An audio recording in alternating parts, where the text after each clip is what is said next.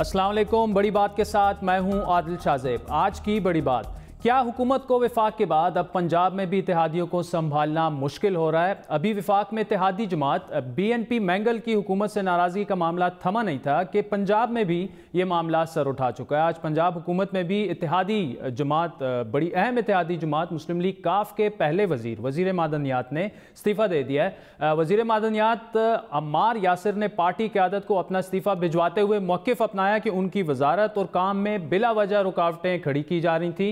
अम्मार यासिर के बकौल उन्होंने वजारत का मनसब मुल्क और कौम की खिदमत के लिए और अपनाया था और वो दबाव में काम करने के आदी नहीं हैं। मुस्लिम लीग काफ के रहनुमा ने गिला किया कि वो वजारत में पूरी तरह काम नहीं कर पा रहे थे, इसीलिए वो मुस्ताफ़ी हो रहे हैं। पंजाब में तहरीक इंसाफ ने काफ लीग के साथ मिलकर मखलूत हुकूमत बनाई थी, जिसके तहत चौधरी परवेज़ इलाही को स्पीकर पंजाब असम्बली बनाया गया था, जबकि दीगर अरकान को मुस्लिम लीग काफ के वजारतें दी गई थी। और आपको ये बताते चले नाजरीन के काफ लीग के 10 अरकान की वजह से ही पाकिस्तान तहरीक इंसाफ की हुकूमत जो है पंजाब में कायम है। ताहम PTI और मुस्लिम लीग नून काफ के दरमियान जो तनाज़ात या सियासी रस्सा कशी जो है वो मामूल की बात बनती जा रही है। 2 रोज़ कबल वज़ीर इत्तलात फवाद चौधरी के एक गैर ज़रूरी बयान ने भी इस इत्तेहाद को ख़तरे में डाल दिया था। इससे कबल भी एक वीडियो मंजर आम पर आई थी जिसमें मुस्लिम लीग काफ के रहनुमा और वफाकी वज़ीर बराए हाउसिंग तारिक बशीर चीमा तहरीक इंसाफ के रहनुमा जहांगीर तरीन से गवर्नर पंजाब चौधरी सरवर की शिकायत करते हुए सुने गए थे। हुकूमत और उनके इत्तेहादियों के दरमियान इस तनाव को तजियाकार भी बड़ी बारीक बीनी से देख रहे हैं। चंद रोज़ पहले ही बड़ी बात में सीनियर सहाफ़ी हामिद मीर साहब ने जो कुछ कहा था वो भी आपको सुनवाते हैं कि दोनों जमातों यानी मुस्लिम लीग काफ और तहरीक इंसाफ के जो आपस में ताल्लुकात हैं वो सर्दमहरी का शिकार क्यों हैं? अगले 2-3 हफ्तों में तो ये फिर या एक महीने में तहरीक इंसाफ और मुस्लिम लीग काफ के मामलात बिगड़ भी सकते हैं। फिर शाहज़ेब साहब, असल में मैं आपके साथ शेयर कर ही लेता हूँ क्योंकि मैं कुछ यानी शाहिद हूँ कुछ चीज़ों का। मैं जी बिल्कुल हामिद मीर साहब जी, मेरे सामने की बात है कि मुस्लिम लीग काफ के एक बहुत सीनियर रहनुमा जो हैं उनको मेरे सामने पाकिस्तान तहरीक इंसाफ के एक MNA ने ये कहा कि मैं अगला इलेक्शन काफ लीग के टिकट पे लड़ूंगा, PTI के टिकट पे नहीं लड़ूंगा। रियली? तो उन्होंने कहा क्यों? उन्होंने कहा जी हमें घास ही कोई नहीं डालता। आप लोग कम से कम अपने MPs MNAs का ख्याल तो रखते हैं। और फिर वहीं पे एक और MNA आ गए जिनका ताल्लुक तहरीक इंसाफ से था और उन्होंने भी कुछ इसी किस्म की बात की। और जब मैंने उनको बताया कि आपसे पहले ये आपके साथी ये कह रहे थे तो उन्होंने भी मेरे सामने कहा, मुझे ही कहा, लेकिन सुना रहे थे वो काफ लीग की एक शख्सियत को कि भी मैंने भी अगला इलेक्शन काफ लीग के टिकट पर लड़ना है। तो उससे वो जो काफ लीग के साहब थे उन्होंने उनके आगे हाथ जोड़े, उन्होंने कहा यार खुदा के लिए आप इस तरह की बातें ना करें। तो ये हामिद मीर साहब ने ये बात कहीं बाहर जाकर कर दी तो लोग कहेंगे कि जनाब काफ लीग वाले PTI के बंदे तोड़ रहे हैं, हालांकि हम तो आपको मिन्नत समायत कर रहे हैं, हाथ जोड़ रहे हैं कि खुदा के लिए इस तरह की बात ना करें, जब अगला इलेक्शन आएगा तो देखा जाएगा। तो ये मैं अब आपको खुद अपनी फर्स्ट हैंड इन्फॉर्मेशन बता रहा हूँ कि PTI के लोग काफ लीग के पास जाए कहते हैं कि हमने अगला इलेक्शन PTI के टिकट पर नहीं लड़ना।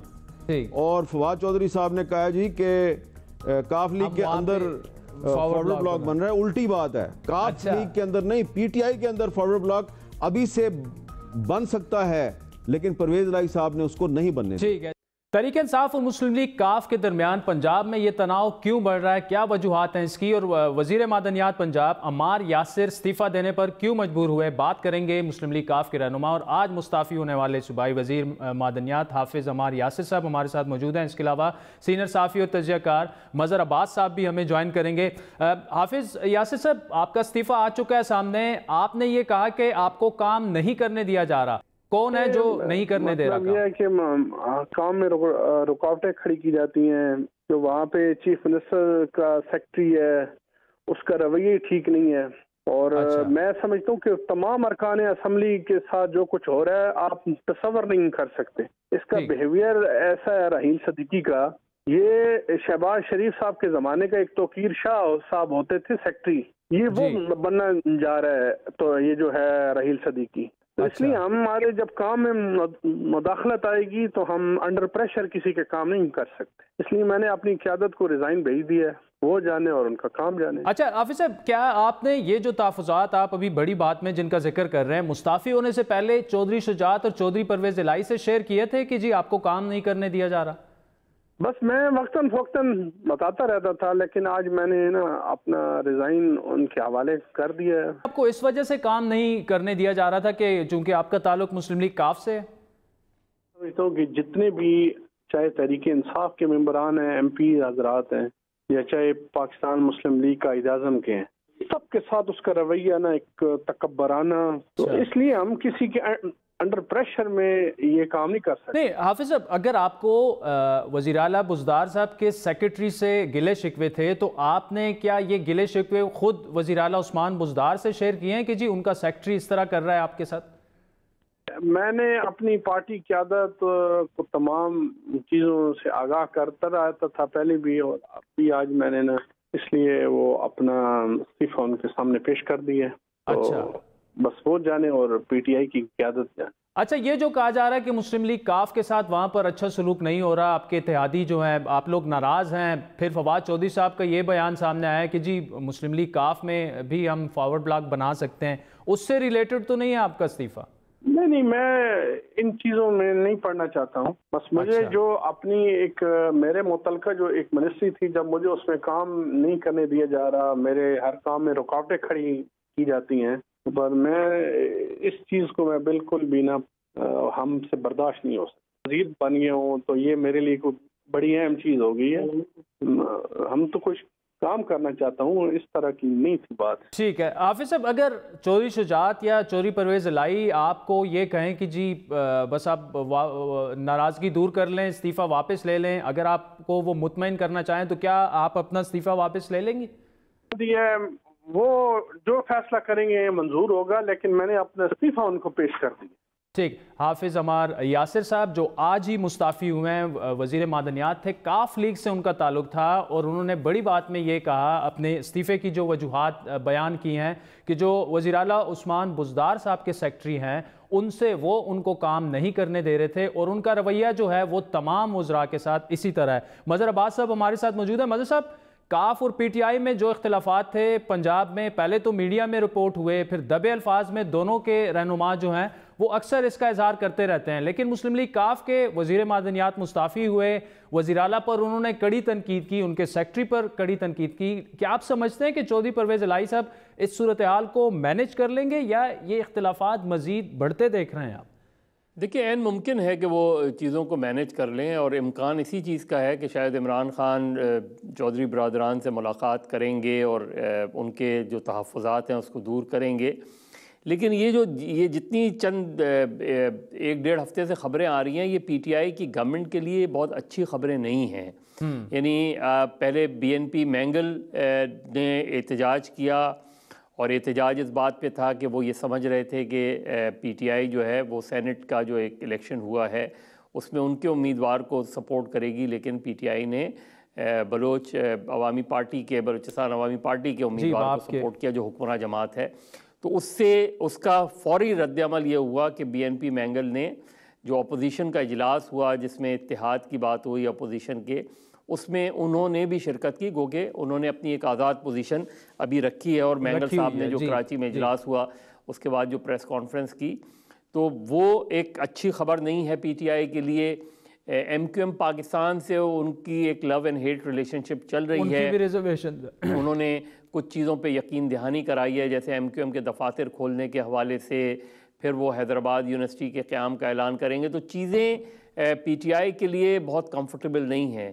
مسلم لیگ کاف کا دیکھیے شروع سے ایک پرابلم رہا ہے، مسلم لیگ کاف اور پی ٹی آئی کا، جو بزدار صاحب ہیں ان کا جب انتخاب ہوا تو وہ عمران خان کی پہلی چوائس نہیں تھے۔ اچھا، عمران خان صاحب کو جو سب سے بڑا پنجاب میں اور اوور آل ان کی اپنی تحریک انصاف یا ان کی جو گورنمنٹ کی پلاننگ تھی اس میں ان کو سب سے بڑا جھٹکا جو لگا ہے عمران خان صاحب کو، وہ جہانگیر ترین صاحب کا نااہل ہونا، اور اس سے ان کے پورے گیم پلان کو جو ہے وہ دھچکا لگا ہے۔ جو ان کا پورا پلان تھا پنجاب کا اور مرکز کا، تو جہانگیر ترین صاحب کے آؤٹ ہونے سے، کیونکہ جہانگیر ترین صاحب عمران خان صاحب کے سب سے با اعتماد ساتھی رہے ہیں، تو اب وہ مین سٹریم اس میں نہیں ہے، مشورے ضرور دیتے ہوں گے۔ اس طریقے سے جو دوسری چوائس تھی، تین چار گروپس پی ٹی آئی کے پنجاب میں موجود ہیں، اور عثمان بزدار صاحب کا جو انتخاب کیا، جس کی اب عمران خان بہت ان کا دفاع کرتے ہیں، لیکن وہ کبھی بھی پہلی چوائس نہیں تھے۔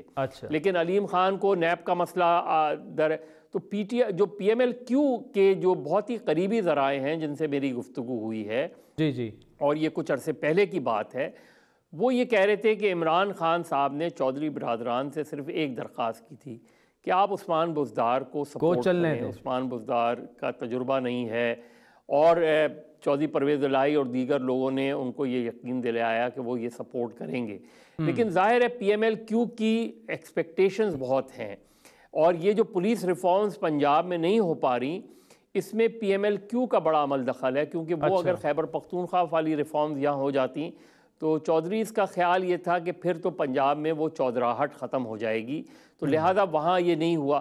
تو لیکن جو ان کی ورکنگ ریلیشن شپ ہے اس میں اب دراڑ پڑ رہی ہے، اور یہ پہلی وارننگ پی ٹی آئی اس کو لے لے ایز اے فرسٹ وارننگ، اور پی ایم ایل کیو کے ساتھ انہوں نے اپنے لوکل باڈیز الیکشن۔ اچھا وزیر صاحب، پنجاب میں کئی پاور سینٹرز ہیں، عثمان بزدار وزیر اعلیٰ ہیں، علیم خان صاحب ہیں، کافی پاورفل وہ منسٹر ہیں، پرویز الہی صاحب ہیں، چودھری سرور صاحب ہیں، کیا یہ اختلافات جو اب سامنے آ رہے ہیں یہ اختیارات کی جنگ ہے، یا یہ وجہ ہے کہ عثمان بزدار صاحب کا اتنا ایکسپیرینس نہیں ہے، شہباز شریف جتنے وہ پاورفل انفلوئنشل وزیر اعلیٰ ثابت نہیں ہو رہے ہیں؟ اگر ایسا ہے تو کیا عمران خان بزدار کو تبدیل کریں گے آگے جا کے؟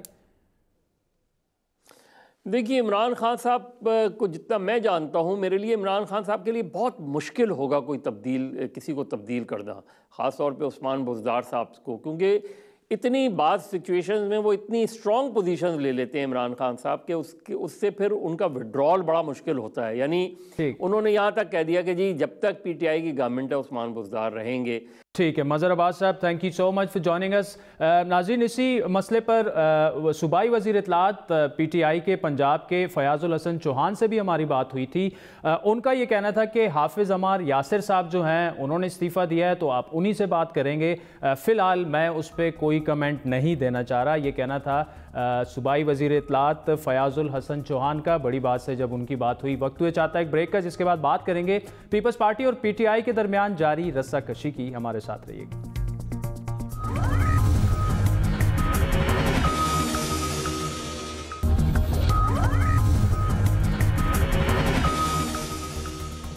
ویلکم بیک ناظرین۔ وفاق اور سندھ کے درمیان تکرار مسلسل جاری ہے۔ گزشتہ روز وفاقی حکومت نے سپریم کورٹ کے فیصلے پر chairman Peoples Party Bilawal Bhutto اور وزیر اعلیٰ سندھ مراد علی شاہ کا نام ای سی ایل میں سے تو نکال دیا، لیکن ساتھ ہی ساتھ تنبیہ بھی کر دی کہ یہ نام پھر سے ای سی ایل میں ڈالے جا سکتے ہیں۔ بلاول بھٹو زرداری اور مراد علی شاہ صاحب کے نام کے بارے میں پیرا 35 میں کہا گیا ہے کہ چونکہ مراد علی شاہ نام دونوں کا لیا گیا ہے، لیکن چونکہ مراد علی شاہ وزیر اعلیٰ ہیں ایک صوبے کے، اور ان کے سرکاری کام کے اندر دخل ہو سکتا ہے اگر ان کا نام ای سی ایل پہ ہے ہو، اس وقت وہ یہ کہتے ہیں، ڈائریکٹ کر رہے ہیں فیڈرل گورنمنٹ کو کہ ان کا نام نکال دیا جائے۔ لیکن اس کے ساتھ ساتھ یہ بھی حکم ہے کہ اس کے بعد چونکہ یہ معاملہ نیب کے پاس ہے، تو یہ اب نیب کی جورسڈکشن میں ہے کہ نیب اگر یہ سمجھتا ہے کہ کوئی خدشہ ہے کہ ان میں سے کوئی بھی شخص پاکستان سے جا سکتا ہے اور واپس نہیں آئے گا، یا اس کے واپس نہ آنے کی وجہ سے کیس پہ اثر پڑے گا، یا اس کیس کے باہر بھی اثرات ہیں اس پہ اثر پڑے گا، تو یہ پھر نیب۔ دوسری جانب پیپلز پارٹی بھی اپنی حکمت عملی بنا رہی ہے۔ آج کراچی میں پارٹی کا انتہائی اہم اجلاس ہوا، اور جے آئی ٹی رپورٹ کے حوالے سے سپریم کورٹ کے فیصلے پر نظرثانی اپیل دائر کرنے کا اشارہ بھی دیا گیا۔ تمام کیس جو ہے وہ صوبہ سندھ سے پرٹین کرتا ہے۔ جن بینک اکاؤنٹس کی بات کرتے ہیں وہ بینک اکاؤنٹس صوبہ سندھ میں سچویٹڈ ہیں، لوکیٹڈ ہیں۔ جن بینکس کی بات کرتے ہیں وہ صوبہ سندھ میں سچویٹڈ ہیں۔ جس حکومت کی بات کرتے ہیں وہ صوبہ سندھ میں سچویٹڈ ہے۔ جس سبسڈی اسکیم کی بات کرتے ہیں وہ صوبہ سندھ میں سچویٹڈ ہے۔ جو سیاسی لیڈرشپ کی بات کرتے ہیں وہ صوبہ سندھ میں سچویٹڈ ہے۔ جس بیوروکریسی کی بات کرتے ہیں وہ صوبہ سندھ میں سچویٹڈ ہے۔ تو ایسا کون سا جواز ہے، ایسی کون سی نظیر ہے جس کے تحت اس پروسیڈنگز کو اسلام آباد منتقل کیا جا رہا ہے؟ کن بیسس پر یہ اکاؤنٹیبلٹی کورٹ اسلام آباد کے اندر اور پنڈی کے اندر اس کو منتقل کیا جا رہا ہے. تو اس کے اوپر بھی بڑی تشویش ہے کہ کیا یہ چیز قانونی طور پر کی جا سکتی, نہیں کی جا سکتی, اور کیوں نہ اس ایشو کو بھی واپس سپریم کورٹ میں اجاگر کیا جائے اور ہم اپنا قانونی option by way of review انشاءاللہ ایکسرسائز کریں گے. اسی اجلاس میں آج پیپلز پارٹی نے فوجی عدالتوں میں توسیع کی مخالفت کا اعلان بھی کر دیا, جبکہ پارٹی رہنماؤں نے قیادت سے یہ اجازت بھی مانگی ہے کہ وہ حکومتی وزراء کی بدزبانی کا بھرپور جواب دیں. اجلاس میں یہ بھی طے پایا کہ قانونی معاملات کا عدالتوں اور سیاسی معاملات کا سڑکوں اور پارلیمان میں بھرپور جواب دیا جائے گا. کچھ اسی طرح کا رد عمل گزشتہ روز سابق صدر آصف علی زرداری بھی دے چکے ہیں. اتنا دیوار سے مت لگاؤ, یہ میرے ہاتھ میں پھر عوام نہیں رہے گی. اور سن لے پورا پاکستان کہ عمران 5 سال نہیں نکالے گا, سوال ہی نہیں پیدا ہوتا.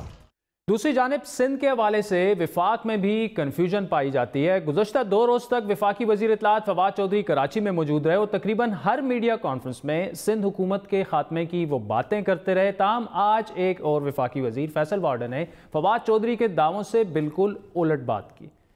ہم سندھ گورنمنٹ کو نہ ڈی ریل کر رہے ہیں, نہ ڈی ٹریک کر رہے ہیں, نہ گرانے کی کوئی سازش کا حصہ بن رہے ہیں, نہ بنیں گے.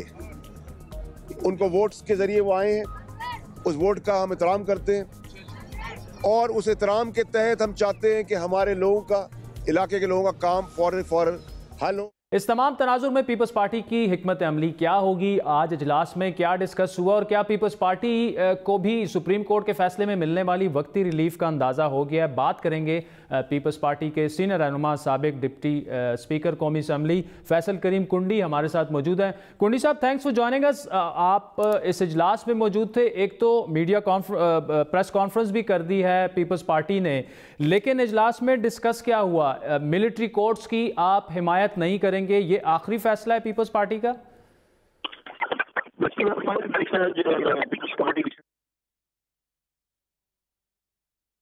جی, فیصل کریم کنڈی صاحب کی لائن میں کچھ تھوڑا سا مسئلہ ہے. ہم مظہر عباس صاحب ہمارے ساتھ موجود ہیں. مظہر صاحب, جعلی اکاؤنٹس کیس میں سپریم کورٹ کے احکامات کے تحت اب نیب جو ہے وہ تحقیقات کر رہی ہے, جے آئی ٹی سے وہ معاونت بھی لے گی. 2 مہینے کا ٹائم ان کو دیا گیا اور تحقیقات وزیر اعلیٰ سندھ کے خلاف بھی ہوں گی, بلاول بھٹو کے خلاف بھی ہوں گی, زرداری صاحب کے خلاف بھی ہوں گی. ایسے میں پیپلز پارٹی کی سیاست جو ہے وہ کیا رخ اختیار کرے گی؟ آج بھی اہم اجلاس ہوا پارٹی کا. دیکھیے, ظاہر ہے جے آئی ٹی کا جو انویسٹیگیشن اب آگے بڑھے گی اور نیب نے اب ٹیک اوور کر لیا ہے, اور نیب جب ٹیک اوور کرے گی تو اس کے بعد پیپلز پارٹی کے لیے کنسرنز ہیں, اور اسی لیے وہ جے آئی ٹی کو مسترد بھی کر رہے ہیں, جے آئی ٹی کو چیلنج بھی کر رہے ہیں, جے آئی ٹی کو کوسچن بھی کر رہے ہیں, لیکن وہ اس سے زیادہ کچھ کر نہیں سکتے. اگر جے آئی ٹی اور نیب کی صورتحال آگے بڑھتی ہے اور یہ شکنجہ جو ہے وہ اس شکنجے میں آتے ہیں زرداری صاحب, تو یہ پیپلز پارٹی کے لیے بڑی مشکل صورتحال ہوگی. اس لیے وہ دوسرا کارڈ پلے کر رہے ہیں, یعنی 18ویں ترمیم والی صورتحال, اور ابھی جو سپریم کورٹ کا فیصلہ آیا ہے اس نے ان کو وہ کارڈ زیادہ بہتر انداز میں پلے کرنے کا موقع پرووائڈ کر دیا, جو ہیلتھ کے حوالے سے, ہاسپٹلز کے حوالے سے آیا, اور اسی کو وہ ظاہر اسٹریس کر رہے ہیں. لیکن پی ٹی آئی کی گورنمنٹ بارہا یہ کہہ رہی ہے کہ جی 18ویں ترمیم تو ہم نہیں ختم کرنا چاہ رہے, لیکن ساتھ میں ان کے جو وزراء ہیں کچھ, جس طرح پہلے سندھ کو فتح کرنے آ گئے تھے, سندھ گورنمنٹ کو تبدیل کرنے آ گئے تھے, اب اس پوزیشن سے تھوڑا سا ریٹریٹ کر رہی ہے پی ٹی آئی. آج فیصل وارڈا صاحب نے بھی بارہا کہا, انہوں نے. مظہر صاحب, آپ ہمارے ساتھ رہیے گا. فیصل کریم کنڈی صاحب نے ہمیں جوائن کیا. جی کنڈی صاحب, آج کے اجلاس کی بات ہو رہی تھی, تو ملٹری کورٹس پر جو پیپلز پارٹی کا موقف ہے, کیا وہ آخری موقف ہے یا اس میں کچھ لچک آپ دکھا سکتے ہیں ڈاؤن دا لائن؟ بسم اللہ الرحمن الرحیم. دیکھیں, آج پاکستان پیپلز پارٹی کی سینئر لیڈرشپ کی میٹنگ ہوئی تھی, اور اس کے بعد ہمارے رہنماؤں نے, سینئر لیڈرشپ نے پریس کانفرنس بھی کی تھی, اور جس پہ جو فضل عمر صاحب نے بھی اور گیلانی صاحب نے بھی بات کی, اور اس میں ایک فیصلہ ہوا کہ ہم کوئی بھی کمپرومائز اس پہ, ہم باقی اتحادی جماعتوں کے ساتھ بھی بات کریں گے کہ ہم اپوزیشن کا ایک الائنس ہوا ہے, اور ہم ان کو بھی قائل کریں گے. کیونکہ دیکھیں, اگر آپ دیکھتے ہیں کہ دہشت گردی ختم ہوئی ہے اور دہشت بہت حد تک ختم ہو گئی, تو پھر تو کورٹس کی ضرورت ہی نہیں ہے. اگر آپ کہتے ہیں کہ نہیں, دہشت گردی ختم نہیں ہوئی ہے, تو پھر آپ, کیونکہ حکومت ہمیشہ یہ دعوے کر رہی ہے, کافی حد تک دہشت گردی ختم بھی ہوئی ہے, तो हम नहीं समझते कि अब इस चीज़ की भी ज़रूरत है, क्योंकि उस पार्टी का एक असूली फैसला है कि वो मिलिट्री कोर्ट को सपोर्ट नहीं। ठीक, अच्छा कुंडी साहब, क्या आज के इजलास में इस पर बात हुई जो अभी नैब तहकीकात करेगी जाली अकाउंट्स केस में, 2 महीने उनको दिए गए हैं, रेफरेंस फाइल हो भी सकता है अगले 2-3 वीक में, गिरफ्तारियां भी हो सकती हैं, तो क्या ये जो एग्रेसिव सियासत की ये वजह तो नहीं कि एक्सपेक्ट किया जा रहा है कि शायद जरदारी साहब या फरियाल तालपुर साहिबा अरेस्ट हो जाएं? देखिए, पाकिस्तान पीपल्स पार्टी ने बिल्कुल हर इशू पे, आज जो मीटिंग हुई थी हमने डिस्कस किया, ये चीज़ भी डिस्कस की, और हम अपने वकला से मशवरे के बाद हम शायद रिव्यू में भी शायद जाएं इसके ऊपर। और हम इसलिए हम एग्रेसिव पॉलिटिक्स नहीं कर रहे कि हमें कोई रिलीफ चाहिए, हमें इस हुकूमत से कोई रिलीफ नहीं चाहिए। हमें पता है कि इस हुकूमत के हाथ में खुद कुछ नहीं है। आज अभी आप बता रहे थे कि उनके अपने वज़रा जो हैं वो एक पेज पे नहीं है। आज भी एक सूबाई वजीर ने, अगर आप देखें तो, रिजाइन दिया है कि रिजाइन दिया, बिल्कुल मिनिस्ट्री में मदाखलत हो रही है। तो देखें, अब आप खुद देखें कि 6 एक हुकूमत के तर्जुमान हो, एक मगरब की तरफ जा रहा है, एक मशरक की तरफ जा रहा है, एक शुमाल की तरफ जा रहा है, एक जनूब की तरफ जा रहा है। इनको खुद पता नहीं कि हमने हुकूमत चलानी कैसी है। तो हम कोई रिलीफ के लिए हम ख्वाहिश नहीं रखते, और हम बिल्कुल पॉजिटिव पॉलिटिक्स करेंगे, हम एग्रेसिव पॉलिटिक्स करेंगे। एग्रेसिव इस लिहाज से कि जो अवामी मसाइल होंगे हम उसको बिल्कुल उजागर करेंगे। जो इस वक्त महंगाई का सिलसिला चल रहा है, किस किस्म की महंगाई होगी, और हुकूमत मान नहीं रही, कहते कि महंगाई हो ही नहीं रही है, तो फिर आप इस हुकूमत को हम बताएंगे कैसी महंगाई है, बाकी इशूज हैं, हम बिल्कुल पार्लियामेंट के फोरम पे भी उठाएंगे और पार्लियामेंट के बाहर फोरम में भी उठाएंगे। जिस तरह जनूबी पंजाब का इशू है, बाकी इशूज हैं, हम बिल्कुल इसको, हमने जैसे पार्लियामेंट में भी क्वेश्चन किया है ताहिर दावड़ के ऊपर, जो GIT बनी थी उसका क्या हुआ, या फिर हमारे वफाकी वजीर जो इंटीरियर के हैं, मिनिस्टर ऑफ स्टेट, उनके भतीजे पकड़े गए थे और उसके बाद उन्होंने उसको डिसोन किया, लेकिन क्या उनके खिलाफ कार्रवाई हुई जिन्होंने इनके गलत एड्रेस मिनिस्टर इनक्लेव का दिया था? मतलब ये भी एक फौजरी है कि आप एक गलत एड्रेस मिनिस्टर इनक्लेव कर दें, तो उनके खिलाफ क्या कार्रवाई हुई जिन्होंने इनका गलत एड्रेस इस्तेमाल किया? तो बहुत से और ऐसे इशूज हैं जिसको हम वो करेंगे, उजागर करेंगे। और आप देखेंगे, आप दवाइयों की कीमतें देखें, ये तो सेहत का इंसाफ कह रहे थे, सेहत के इंसाफ की हुकूमत में आप देखें कि दवाइयों की कीमतें कहाँ पहुंच गई हैं। ठीक, अच्छा कुंडी साहब, आखिरी सवाल आपसे कि पब्लिक अकाउंट्स कमेटी पर पीपल्स पार्टी का बड़ा वाज़ेह यहाँ पे मौक़िफ़ रहा कि जी ओपोजिशन रहनुमा कोई होना चाहिए, फिर शहबाज शरीफ साहब को बनाया गया और बड़ा एक क्लियर स्टांस था कि जी जमहूरी रिवायात ये हैं कि ओपोजिशन जमातों से होना चाहिए। लेकिन सिंध में आज नासिर हुसैन शाह साहब ने ये कहा है कि जी कोई जियाला ही बनेगा, वहाँ पे भी ओपोजिशन को, तो कौमी असम्बली में कुछ और जमहूरी रिवायात हैं, सिंध असम्बली में कुछ और जमहूरी रिवायात हैं। देखिए, हमेशा रिवायात आप देखें ट्रेडिशंस पे चली हैं, और ये हमेशा नेशनल असम्बली में अगर आप 2 पार्लियामेंट से देखें तो लीडर ऑफ द अपोजिशन जो है वो रहे हैं। बाकी अगर आप सूबाई असम्बलीज को देखें तो उनमें ये रिवायत नहीं रही। आप KP को देखें, पंजाब को देखें, खैबर पख्तूनख्वा की असम्बली को देखें, और अपना बलूचिस्तान, जो चारों असम्बली में आप देखें तो मुख्तलिफ रिवायत रही। कहीं पे स्पीकर हैं, कहीं पे जो है हुक्मरान जमात के वो हैं, तो वो रही है। जो रिवायत रही है हम उस रिवायत को, उसी रिवायत पे चलेंगे जो रिवायत माजी में रही है, उसी ट्रेडिशंस पे हम चलेंगे, हम कोई उसमें चेंजेस नहीं करेंगे। ठीक, फैसल करीम कुंडी साहब, thank you so much for joining us. Peoples party के सीनियर रहनुमा थे। नाज़रीन, उनका ये कहना था कि सिंध में जो पब्लिक अकाउंट्स कमेटी का उनका जवाब आपने सुना कि रिवायत ये रही है कि हुकूमत ही जो है वो हुकूमत का जो बंदा होगा वही पब्लिक अकाउंट्स कमेटी का चेयरमैन बनेगा। लेकिन नेशनल असम्बली में पीपल्स पार्टी का मौक़िफ़ ये रहा है कि अपोजिशन जमातों से अपोजिशन लीडर को पब्लिक अकाउंट्स कमेटी का चेयरमैन बनाया जाए। वक्त हुआ चाहता है एक ब्रेक का, जिसके बाद बात करेंगे अफ़गान अमल पीस प्रोसेस की। बड़ी अहम डेवलपमेंट्स उसमें हुई हैं। मुईद यूसुफ साहब हमें ज्वाइन करेंगे, हमारे साथ रहिएगा।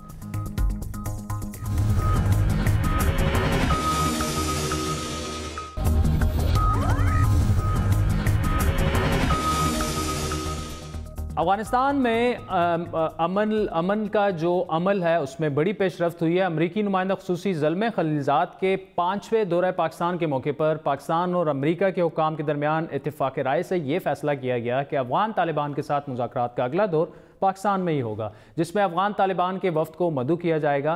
पाकिस्तानी और अमरीकी हुकाम के अलावा मुज़ाकरात के इस दौर में सऊदी अरब और कतर की शिरकत भी ज़ेर गौर है। ये फ़ैसला अमरीकी नुमाइंदा ख़ुसूसी ज़ल्मे खलीलज़ाद की दरख्वास्त पर किया गया, जिन्होंने गुज़श्ता रोज़ army chief general Qamar Javed Bajwa से मुलाकात की। आज उन्होंने वज़ीर आज़म इमरान खान और वज़ीर ख़ारजा शाह महमूद कुरैशी से वो मिले। अमरीकी मौक़िफ़ के मुताबिक इस वक्त अफ़गान तालिबान ना तो जंगबंदी के लिए तैयार है और ना ही बराह रास्त अफ़गान हुकूमत के साथ मुज़ाकरात مذاکرات پر آمادہ ہیں، لیکن اہم سوال یہاں پر یہ ہے کہ کیا افغان طالبان جنہوں نے حالیہ دنوں میں امریکہ کے ساتھ قطر میں طے شدہ مذاکرات کو منسوخ کر دیا تھا، پاکستان آنے پر تیار ہوں گے؟ یہ سوال بھی اہم ہے کہ کیا ان مذاکرات میں افغان حکومت کی نمائندگی بھی ہوگی، اور افغان حکومت پاکستان میں ان میں جو یہ مذاکرات ہو رہے ہیں اس پر کس قسم کا رد عمل دے گی؟ صدر اشرف غنی اور وزیر اعظم عمران خان کے درمیان حالیہ دنوں میں رابطے کے بعد اسلام آباد اور کابل کے درمیان رابطوں میں تیزی تو آئی ہے، لیکن بہرحال افغان پیس پروسیس جو ہے وہ طالبان اور کابل حکومت کے درمیان بات چیت پر ہی منحصر ہے، جو ابھی تک نہیں ہو پائی۔ چند ماہ میں افغانستان میں صدارتی انتخابات بھی ہونے ہیں۔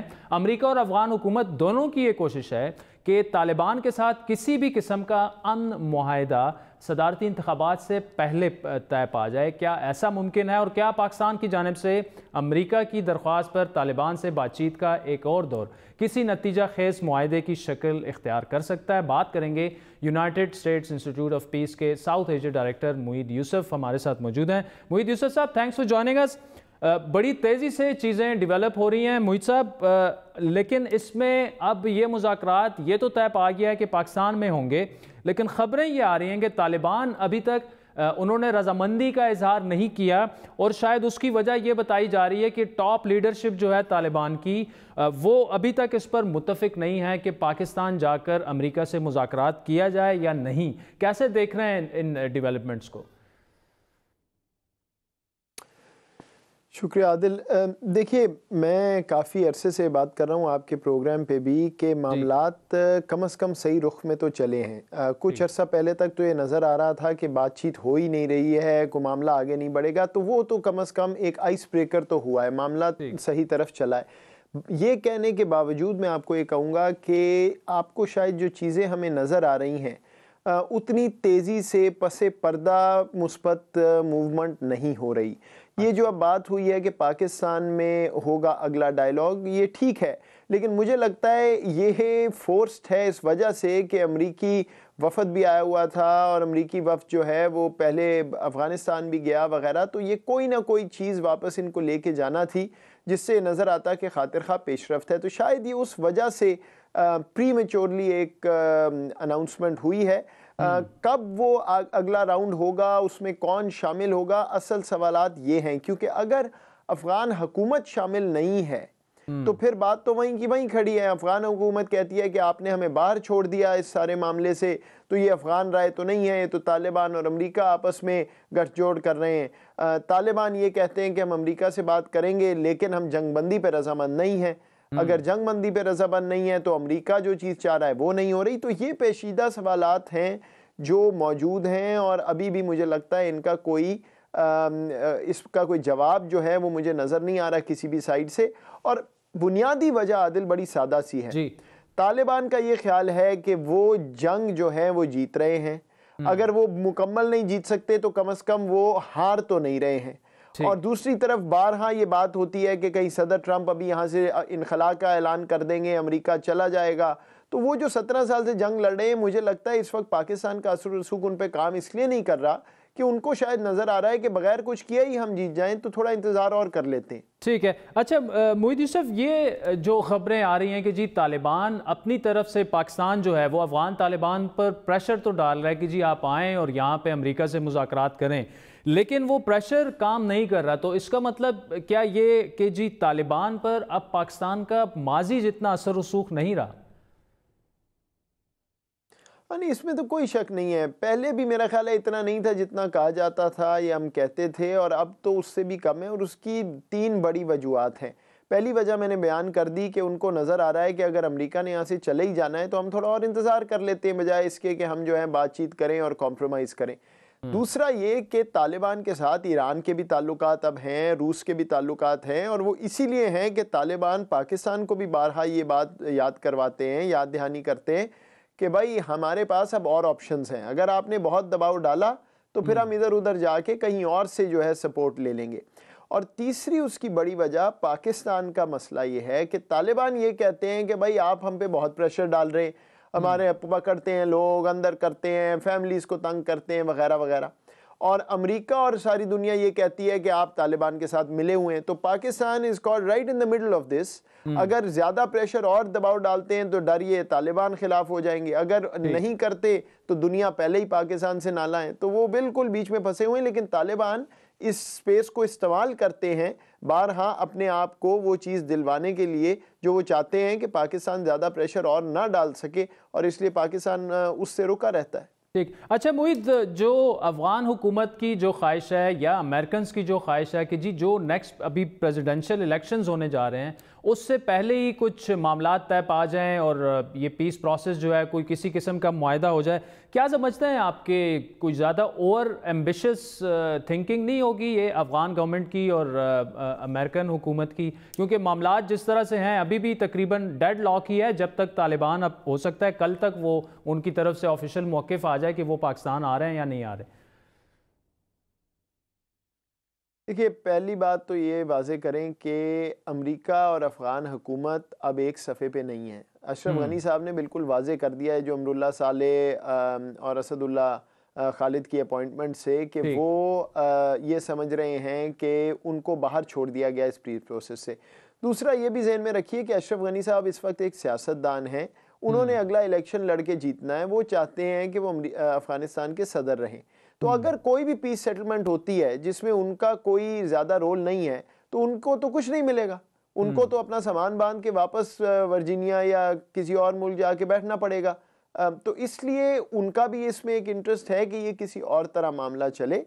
اور دوسری جہاں تک بات ہے کہ امریکہ یا طالبان کا موقف جو آئے وغیرہ، یہ بات آگے ایمبیشس تو ہے، اس میں تو کوئی شک نہیں، 17 سال کی جنگ 4 مہینے میں ختم کرنے کی کوشش کی جا رہی ہے.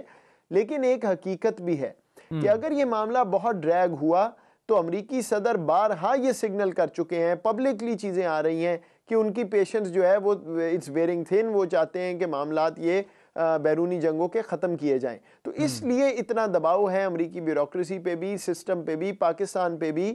اور پاکستان اور یہ جو باقی ہمسایہ ممالک ہیں وہ یہ سمجھ رہے ہیں کہ اگر واقعی صدر ٹرمپ یہاں سے انخلا کا اعلان کر دیتے ہیں تو پھر تو طالبان بالکل ہی بات نہیں سنیں گے اور افغانستان خانہ جنگی کی طرف چلا جائے گا مکمل. تو ہم بھی یہ نہیں چاہتے کہ ایسا ہو، اس لیے وہ دباؤ اور پریشر اور ارجنسی ہے. لیکن ہاں، اگر یہ ایک آپٹیمل آئیڈیل سینیریو ہوتا تو اس میں تو کئی سال یہ پولیٹیکل سیٹلمنٹ کا پروسیس چلنا چاہیے تھا. لیکن بہرحال ابھی وہ لگژری ہے نہیں، کیونکہ اگر بہت زیادہ دیر کوئی اچھی خبر نہ آئی تو مجھے لگتا ہے بالکل ہی معاملہ بیٹھ جائے گا. ٹھیک ہے. اچھا معید یوسف، جو انخلا کی آپ نے بات کی، صدر ٹرمپ کا بھی بھروسہ نہیں، رات 12 بجے وہ اٹھ کے اچانک ٹویٹ کر دیں گے کہ جی ہم نے انخلا کر لیا. لیکن کیا امریکی ایڈمنسٹریشن کو اس بات کا ادراک ہے کہ اچانک انخلا کرنا جو ہے وہ کم از کم خطے میں ان کی شکست سے تعبیر کیا جائے گا اور اس کو ایسے دیکھا جائے گا؟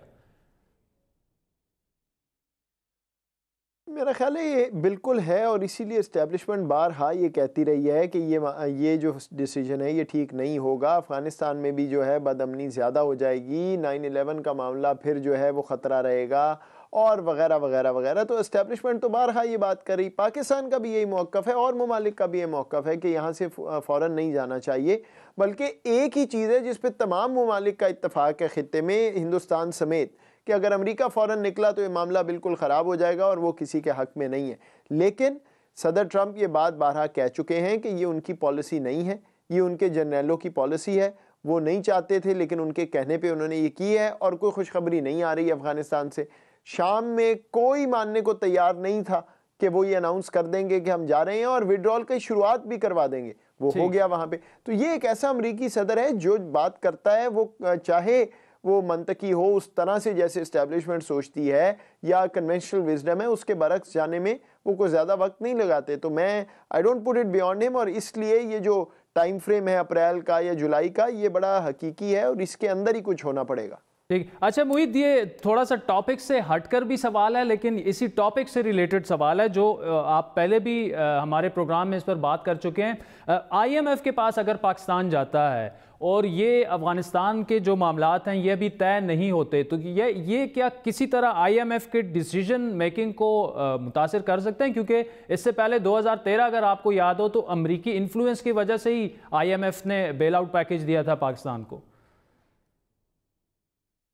وہ IMF کے اندر ایک مذاق بنا ہوا ہے بڑے سالوں کا عادل کہ دو ممالک ہیں پاکستان اور یوکرین، ان کے لیے خاص ٹریٹمنٹ ہے اور باقی ساروں کو نارمل ٹریٹمنٹ ملے گی، اور خاص اچھی طرح سے، مثبت طرح سے۔ 2013 میں بھی، اس سے پہلے بھی بہت دفعہ ایسا ہوا۔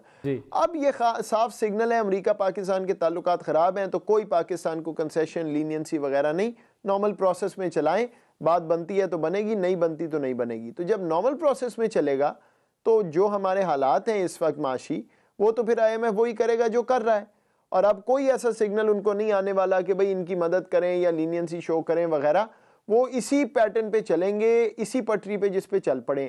اب وہ ایک بہت ہی پینفل ڈیسیجن ہے حکومت کے لیے، اور اس لیے وہ لڑکھڑا رہے ہیں، ہچکچا رہے ہیں، جاتے ہیں پھر رکتے ہیں، لیکن IMF سے لینینسی کی امید آپ نہ رکھیں ابھی جو حالات ہیں۔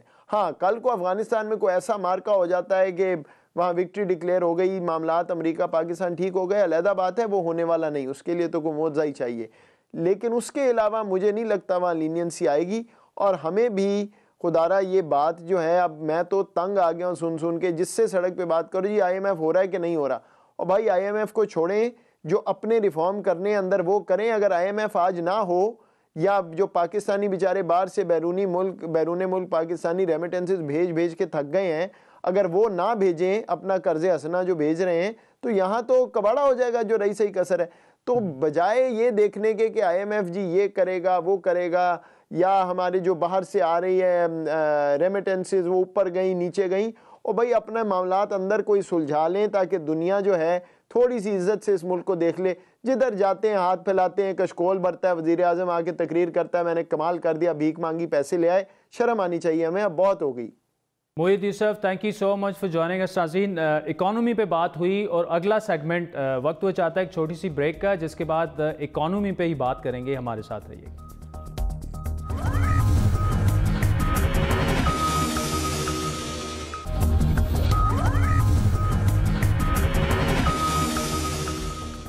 بڑی بات میں بات ناظرین معیشت کی۔ 5 ماہ گزرنے کے باوجود حکومت IMF کے پاس جانے یا نہ جانے کا فیصلہ نہیں کر پا رہی۔ آئندہ بدھ کو حکومت ایک اور منی بجٹ لا رہی ہے، جو اقتدار کے ان 5 ماہ میں دوسرا منی بجٹ ہوگا۔ اس بجٹ میں 150 ارب سے زیادہ ٹیکسز کی تجویز ہے، یعنی مہنگائی میں مزید اضافہ ہوگا۔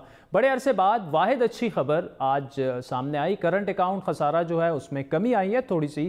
اسٹیٹ بینک کے مطابق یہ خسارہ جو ہے 4.4% جو ہے وہ کم ہوا ہے، تقریباً اب 8 ارب ڈالر ہو گیا ہے۔ گزشتہ برس کرنٹ اکاؤنٹ خسارے نے ریکارڈ 18.5 ارب ڈالر کی سطح کو عبور کیا تھا۔ عالمی ادارے بھی پاکستانی معیشت پر تشویش کا اظہار کر رہے ہیں۔ گلوبل اکنامک کنڈیشن سروے کے مطابق 2018 کے آخری جو سمائی تھی اس میں پاکستان کا اقتصادی اعتماد تیزی سے گرا ہے۔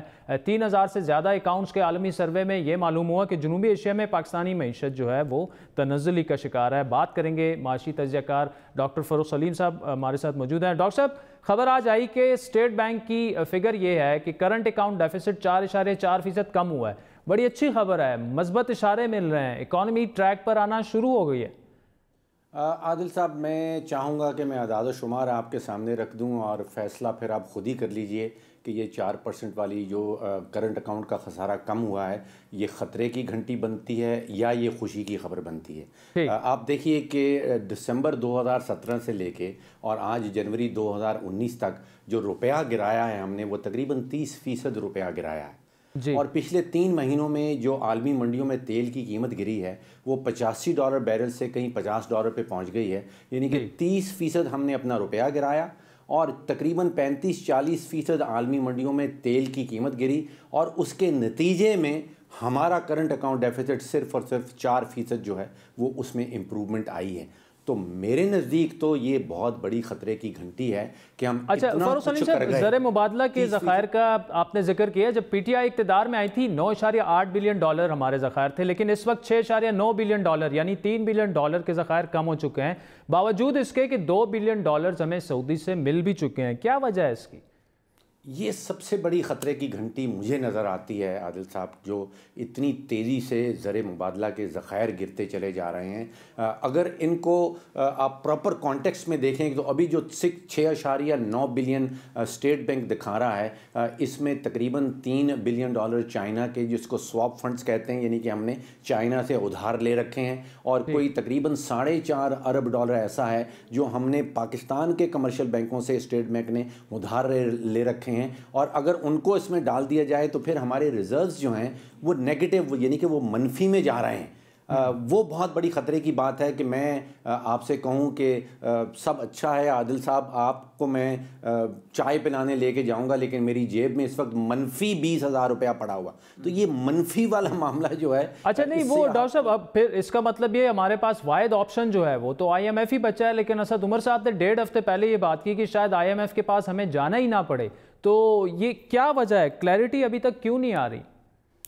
دیکھیے، میں تو ہمیشہ سے یہ کہہ رہا ہوں کہ ہمیں یہ غیر یقینی کی فضا کی جو قیمت ادا کرنی پڑ رہی ہے، جو بزنسز اس وقت ہیں، جو ہمارے ایکسپورٹرز ہیں، وہ اپنا مال باہر بھیج دیتے ہیں اور اپنے ڈالرز واپس نہیں منگواتے، اس توقع میں کہ شاید روپیہ بڑی تیزی سے گرنے والا ہے اور ان کو زیادہ روپے مل جائیں گے۔ دوسری طرف ہمارے جو امپورٹرز ہیں وہ ہاتھ پہ ہاتھ دھرے بیٹھے ہیں، وہ کہتے ہیں کہ اگر ہم کچھ امپورٹ کر بیٹھے اور اس کے دوران روپیہ گر گیا تو اس کا نقصان کون دے گا؟ تو ایک یہ امپورٹ اور ایکسپورٹرز کو ملا کے $80-90 ارب کا جو سالانہ بزنس ہے، وہ ایک غیر یقینی کی فضا میں مبتلا ہے، اور ہم غیر یقینی کی فضا شاید خود دور نہیں کر پا رہے ہیں۔ ہم فیصلہ کر دیں کہ ہم نے IMF کے پاس نہیں جانا، یہ فیصلہ اعلان کر دیا اس کا کہ ہم نے IMF کے پاس نہیں جانا، لیکن اس کے ساتھ ساتھ بزنس کمیونٹی کو اور عالمی منڈیوں کو ایک ہمیں اسٹریٹجی دینی ہوگی کہ یہ ہماری متبادل حکمت عملی ہے، اور وہ بڑی ٹھوس قسم کی ہونی چاہیے، اس سے غیر یقینی کی فضا دور ہو جائے گی۔ تو ہم ایک کام کریں، یا تو اعلان کر دیں کہ ہمارے پاس متبادل حکمت عملی ہے، ہم IMF کے پاس نہیں جا رہے، یا دوسری طرف یہ کہہ دیں کہ ہمارے پاس متبادل حکمت عملی نہیں ہے، ہمارے پاس کوئی اور راستہ نہیں ہے، ہمیں IMF کے پاس جانا پڑے گا۔ ان دونوں اعلانات کے نتیجے میں سمجھتا ہوں کہ ڈاکٹر فاروق سلیم صاحب ہمارے ساتھ موجود تھے، بہت بہت شکریہ۔ ناظرین، جو محیط یوسف نے بات کی یا فاروق سلیم صاحب نے بات کی، اس کا نچوڑ یہ ہے کہ حکومت کو ابھی واضح حکمت عملی سامنے لے آنی چاہیے کہ IMF کے پاس اگر وہ جا رہے ہیں تو کم از کم مارکیٹ کو پازیٹیو سگنلز چلے جائیں گے کہ جی ٹھیک ہے، ہم نے فیصلہ کر لیا IMF کے پاس جا رہے ہیں۔ لیکن اگر IMF کے پاس نہیں جا رہے تو متبادل اسٹریٹجی کیا ہوگی، وہ حکومت کو چاہیے کہ سامنے لے کے آئیں، کیونکہ ایک انسرٹنٹی کی جو سچویشن ہے اس کا مارکیٹ پر بھی برا اثر پڑ رہا ہے، غیر یقینی کی صورتحال ہے، تو یہ حکومت کو جتنا جلدی ہو سکے ختم کرنی چاہیے۔ آج کے پروگرام پر آپ کے فیڈ بیک کے منتظر رہیں گے۔ ہمارا ٹویٹر ہینڈل ہے @بڑی بات۔ مجھے میری ٹیم سمیت اجازت دیجیے، خدا حافظ۔